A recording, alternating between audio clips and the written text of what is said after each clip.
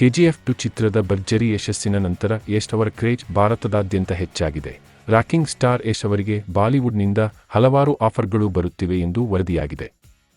ರಾಮಾಯಣ ಚಿತ್ರದಲ್ಲಿ ರಾಮನ ಪಾತ್ರಕ್ಕೆ ಯಶ್ ಒಪ್ಪಿಕೊಂಡ ಬೆನ್ನಲ್ಲೇ ಮತ್ತೊಂದು ಭಾರೀ ಬಜೆಟ್ ಚಿತ್ರದಲ್ಲಿ ಅವರಿಗೆ ನಟಿಸಲು ಆಫರ್ ಬಂದಿದೆ ಎಂದು ತಿಳಿದುಬಂದಿದೆ. 1993ರಲ್ಲಿ ಖಳನಾಯಕ್ ಸಿನಿಮಾ ನಿರ್ದೇಶನ ಮಾಡಿದ್ದ ಸುಭಾಷ್ ಘಾಯ್ ಅವರು ಹೊಸ ಪಾತ್ರಗಳೊಂದಿಗೆ ಖಳನಾಯಕ್ 2 ಮಾಡಲು ಹೊರಟಿದ್ದು, ಈ ಚಿತ್ರಕ್ಕೆ ಯಶ್ ಅವರನ್ನು ಅಪ್ರೋಚ್ ಮಾಡಿದ್ದಾರೆ ಎನ್ನಲಾಗಿದೆ.